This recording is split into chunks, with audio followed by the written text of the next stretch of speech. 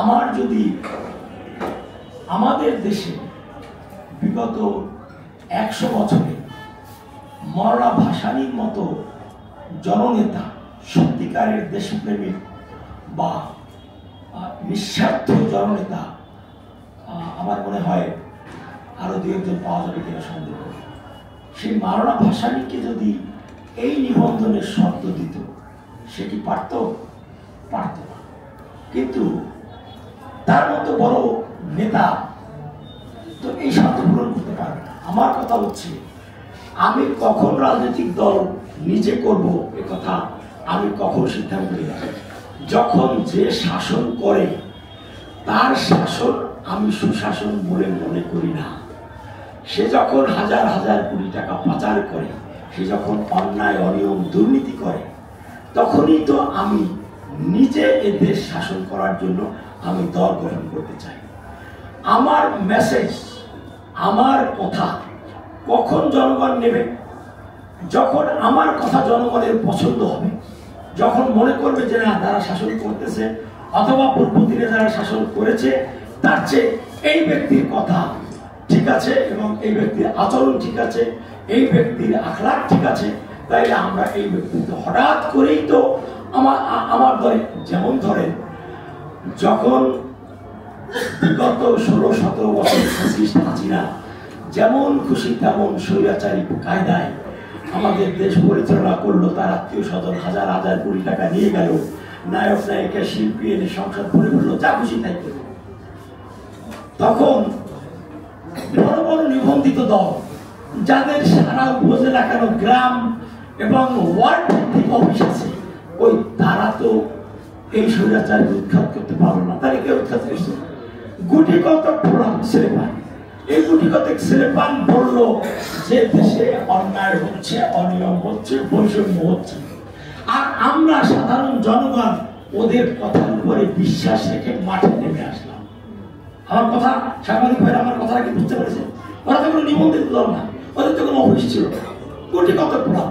কিন্তু যখন ওদের কথার উপরে আমরা আস্থা রাখলাম, সকল জনগণ যখন আস্থা রাখলো, মাঠে নেমে আসলো, তখন শেখ হাসিনার মতো আয়রন রেডি পালাতে বাধ্য হল।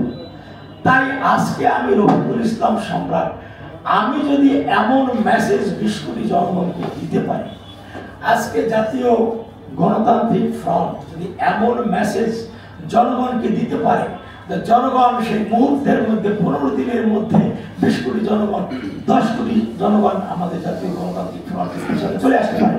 কারণ জনগণ চাই তো সুশাসন।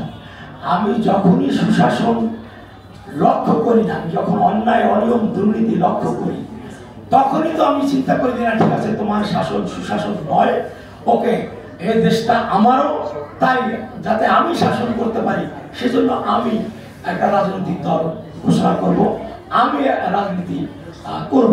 তো সেই আমার রাজনীতি করতে প্রথম শুরুর অবস্থায় হিটলার কতজন নিয়ে মানে শুরু করেছিল, কত আপনারা সবাই এটা জানেন।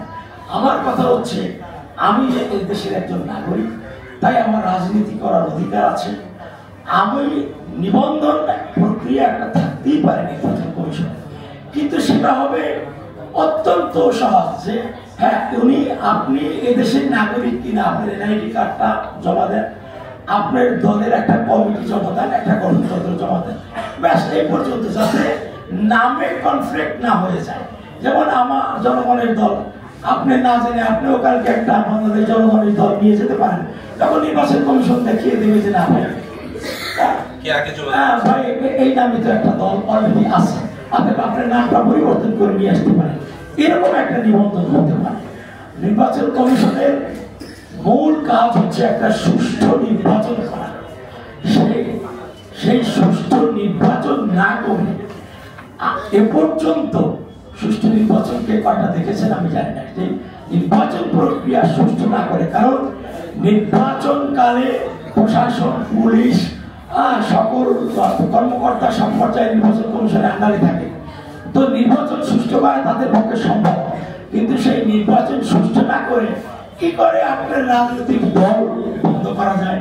আপনি রাজনীতি করতে পারবেন না, আপনি দল করতে পারবেন না, এগুলা নিয়ে তো তোমার মাথা ব্যথা না। আমি তো কালকে বাংলাদেশের প্রধানমন্ত্রী হতে পারি, তখন তো তুমি আমার আন্ডারে থাকবা যদি দল ইয়ে করে। তাই তুমি আমাকে কথা বলতে দিবা না, সেটা তো কাজ না। তোমার দায়িত্ব হচ্ছে সুষ্ঠু নির্বাচন করা। যাই হোক, লম্বা হয়ে যাচ্ছে আজকের মতো। আল্লাহ হাফেজ।